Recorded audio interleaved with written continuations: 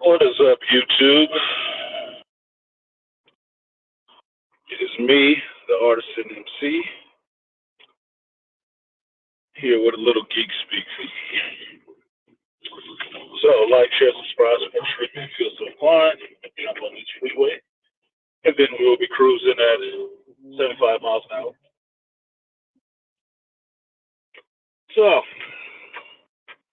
I watched Aco-Lik-I-Care last night. I had a long day from being on call. And I came home figuring it was 30 minutes, I could get through it and be done with it because I wanted to see what this next episode was all about. Because the spoiler on it was that it was introducing pronouns to the Star Wars universe, right? Not a big deal, but that's what was happening. And a lot of Access reviewers were saying it was a lot better episode than episode 3, which didn't say much because when you stooped as low as episode 3 did, coming up one step is an improvement. So, watched the episode last night, mostly underwhelmed with what I was seeing. And by the time I got back to recording my reaction, my brain had shut off, basically. Because my brain knew something that my body was not, adjusting to. Was that there was nothing to see here. We're not needed for this. Let's just go ahead and shut it down. And that's what happened. I did a reaction and was muttering and stumbling over words because the episode was just nothing. It was, talk about a flat lever. This episode was mostly shit to me.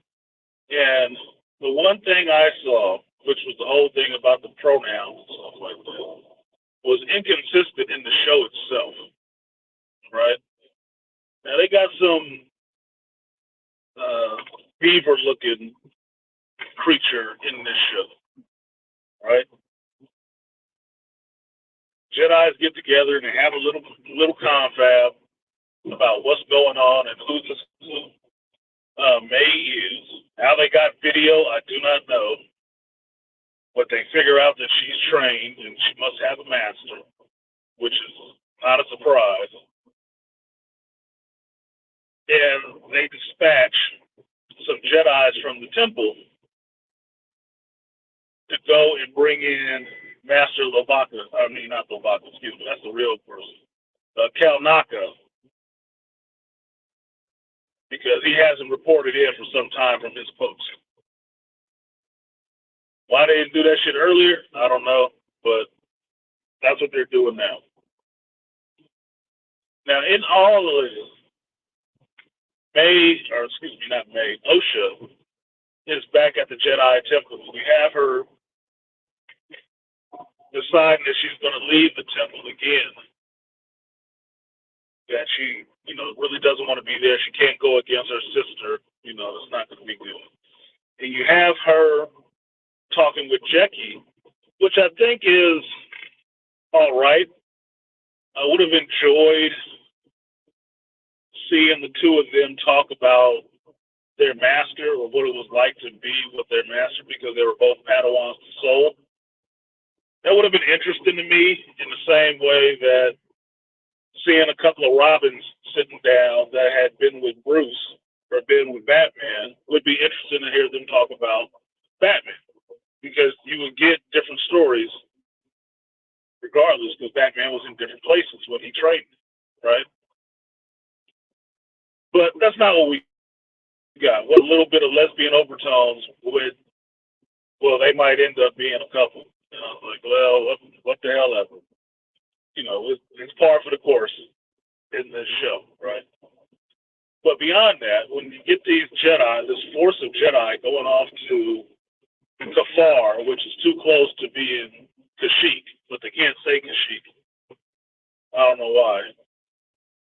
Too much lore they have to actually read to learn, I guess. And they end up going off to Kafar. They have this badger beaver looking fucking creature with it, which seems really silly, right? Seems really silly. Like KK loves introducing dumb looking droids and new little creatures. Like that's her whole shtick. Like it is really a creative bone in her body to introduce these stupid ass creatures. Right. So we got something that looks like a creature from our world. Nothing alien, just something from our world.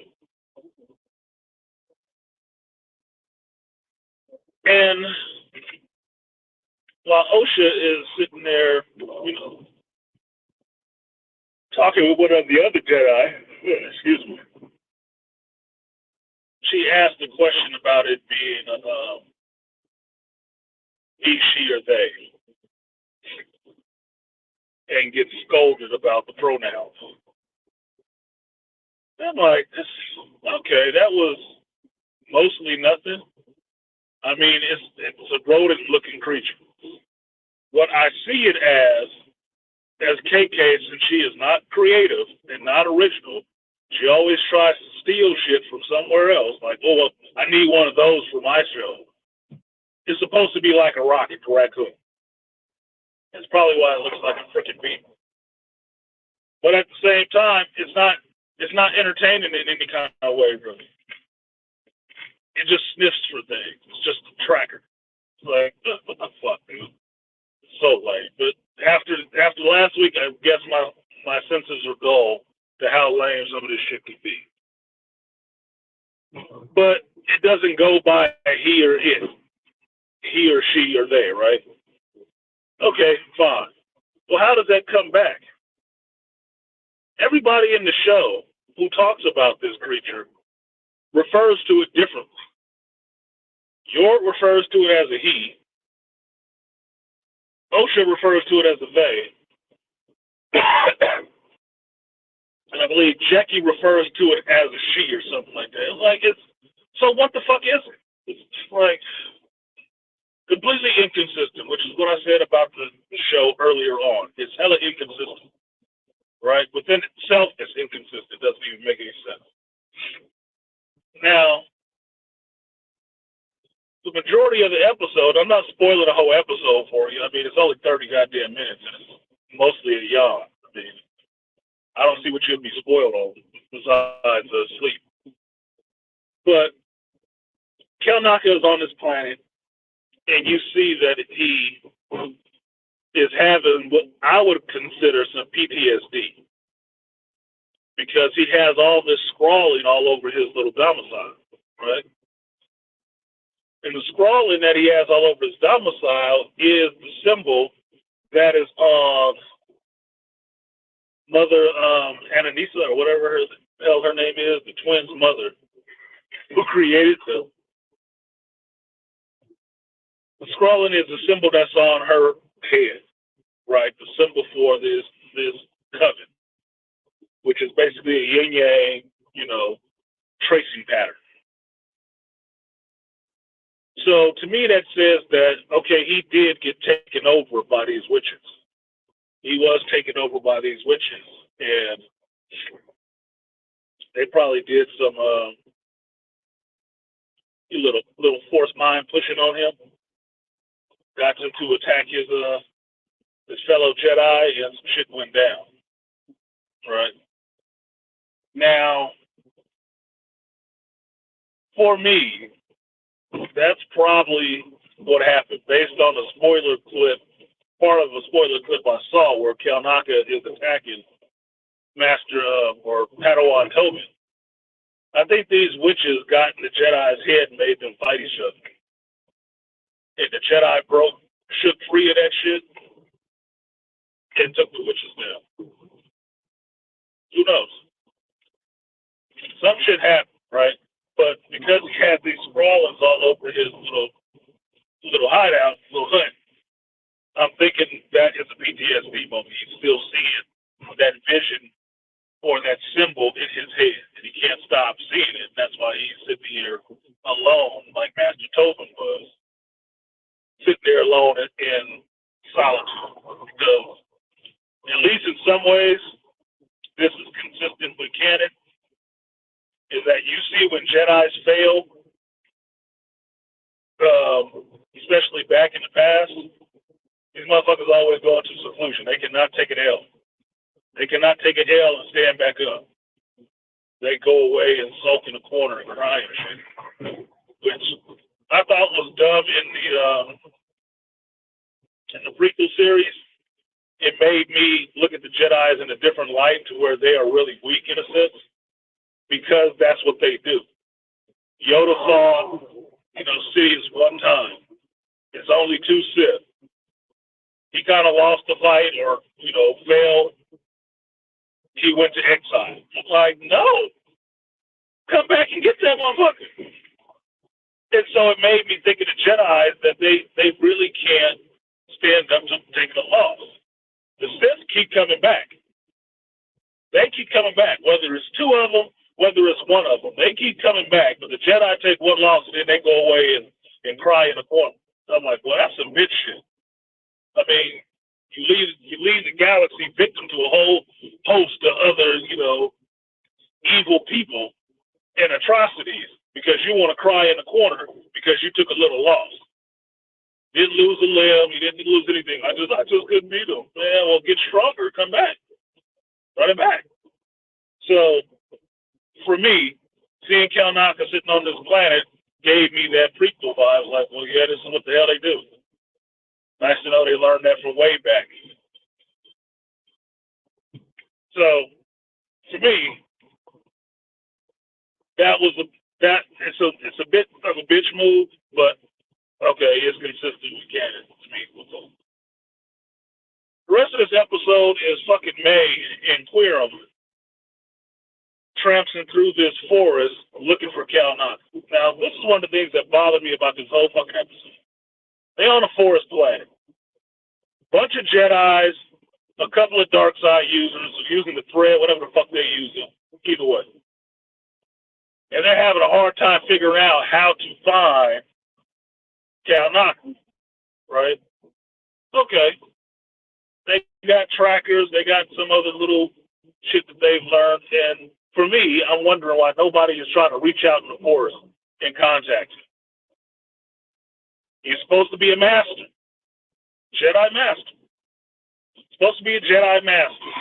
You have a full detachment of Jedi to just come pick up one Jedi. Not to escort a prisoner or anything like that. But you have a whole contingent of Jedi coming to look for one Jedi master. And nobody tried to reach out in the force to say, hey, we're here to get you. Just a wide call.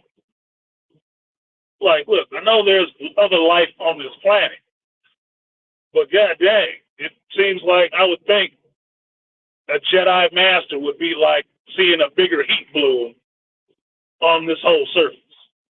I think it'd be pretty easy to detect, at least in a small way, to find your direction to him. What up, Sportaholic? What up, Studio? No One, Aquatech, Beastly. Now, they don't do that. They just go traipsing through the forest. And while they're traipsing through the forest, we have Quirum and May doing the same thing. And the whole time they're doing this, Quirum is just giving off them vibes like he ain't who he's supposed to be. Like he keeps getting tripped up on simple stuff like, oh, well, maybe not. Well, how did you become in league with my master? Well, it's not really that. I kind of owe him. It's like, what the fuck, dude? Just say you either the dude or it's somebody else. Because this shit is getting old. It sounds so ridiculous. It's like, if May was really about that life, this dude would have been killed already. Ally or not, he giving off too much sus vibes off top. Just blatantly like, nah, I would have to hold a knife to his throat, and get something that sounds like the truth, or some blood out of him, because he ain't on the up and up. Now, somewhere during this trek, he decides to pair off from May and goes off to do some other things, and she's sitting there for a moment in the woods by herself, very prey, and thinking about what kind of the environment that she's in, because she believes she could have found Kalnaka by herself. We had breakfast today. Okay, we got a company breakfast today. Good, I want some pancakes and eggs. But mostly, spoiler alert, when all these Jedis and these two dark side thread users, knitting crew, show up, you find Kalnaka, and Kalnaka is dead. And Kalnaka is dead by a lightsaber. He has been cut across the chest sitting in his chair. Now, this is what I consider a complete flat lever. Like, are you fucking kidding me? This is, look, man, I like mysteries. I do like mysteries, right? I like suspense. I like drama and suspense stories to build up to what's going to happen. This was nothing. This is some bullshit writing. This is bullshit writing. You finally get to Kalnaka, you get to see him again, the motherfucker slashes across the chest. He dead as shit. I'm like, well, what the fuck? All this contrived bullshit, this side mission crap to get all these Jedis here just to show up and have what you would consider a fight. I'm like, that is so fucking lame. This was the whole point of the episode, which was seeing Master Kalnaka. We got to see him doing some shit, and then we get to see him dead. I'm like, well, what a fucking flat league. I'm like, look, man, this is obviously written by some chick that don't understand having sex with men. That's some bullshit, right? Just no joy, blue balls. I'm like, oh, fuck me. Now, beyond that, you get the appearance of the dark side user or May's master finally walking up and looking at Asha. Now, to me, this is clearly a woman's body, especially when she puts her hand up. It's clearly a woman's body, right?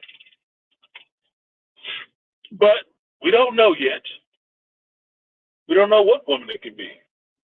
Well, there's only two options in this show. It's either a woman, because that's the whole thrust of the show, right? That's the whole scissor of the show. The cut of the thread. That this is mostly a woman cast. Or it's the only other pale man on the show, which is his Quiro and his secret identity. Now, who knows? Apparently, it has to be somebody who is skilled in the Force. The damn sure wasn't me. And they had to know where Kalnaka was to come get his ass. And had to have some time to, be there by themselves to cut his ass down, which only leaves Quirm, which is not a mystery. It's not a mystery at all. You're the only one who split off from your partner. All the rest of these dumbass Jedi's here is just here because we need some people to get killed by this master. Well, all the Jedi get to see this person who ignites a red lightsaber, because every episode somebody got to ignite a lightsaber, or you would have thought this was a different show. They got to light their glow stick, and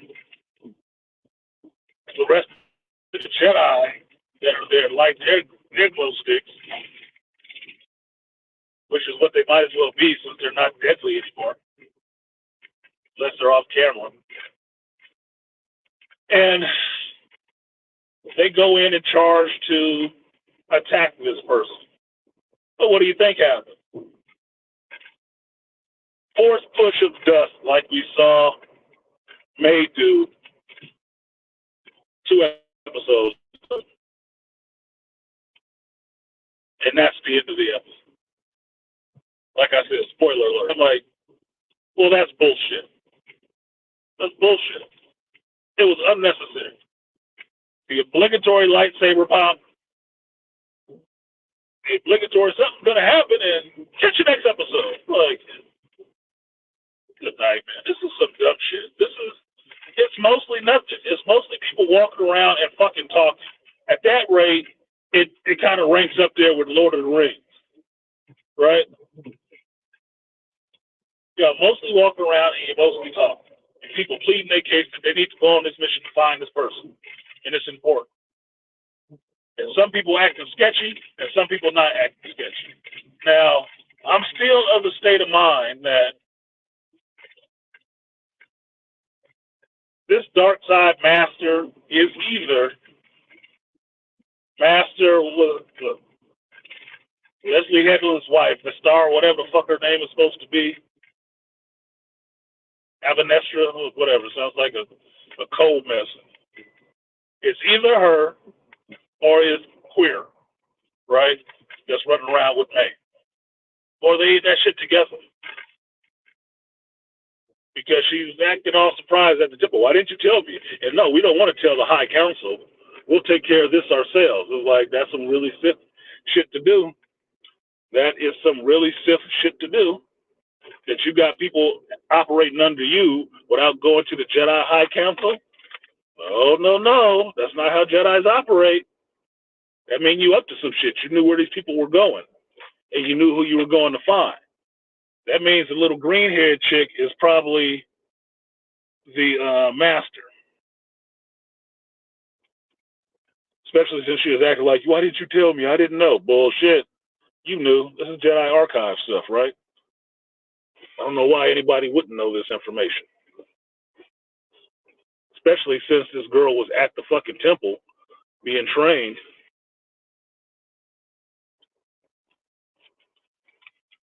Dead or not, somebody should have known she had a damn twin, especially with the dubiousness of her birth. But I don't know. Tell me any fucking thing. You know, we mushrooms. They keep us in the dark and feed us shit. And that's what I'm getting out of this show.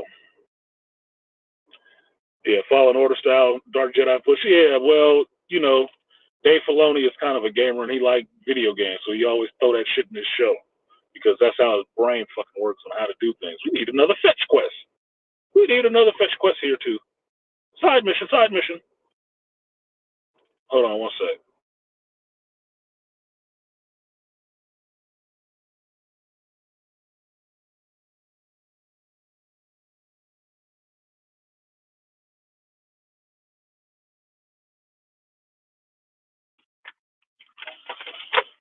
So yeah, that's his stock and trade of getting through with a story is to try to tell it in a video game format. Sometimes it can work. Other times it can just be considered annoying. Either way, that's what we did. We just had a side quest to find out our princess is in another castle, which is dumb as fuck to me. We don't get to see Kalnaka, and yes, we get introduced to our supposed big bad, but we get dust thrown in our face before we find out anything else about what's going on with this. And I guess that's supposed to get us all hyped up for the next episode. And I'm like, oh, it's gonna go down. No, it's not gonna fucking go down. Only thing going down in this next episode is a bunch of random no-name Jedi. Because one, we haven't seen this damn dark side person do anything but turn on a lightsaber and float out of the trees like the fucking Predator. That's it. You haven't seen him do shit else. So if all of a sudden they become a badass, I guess that's something we're gonna have to see because May has not swung a lightsaber. So why should I be impressed with this random no-name person showing up with a red blade? Why should I? What's the point? Yeah. Obligatory fight mid-season. Awesome. Moving on. Nothing to see here. That's how I took the episode. That's why when I sat down to do my reaction, there wasn't really anything to say. Mostly nothing fucking happened. Right conversation, suspect behavior. The person you're looking for is dead when you get there.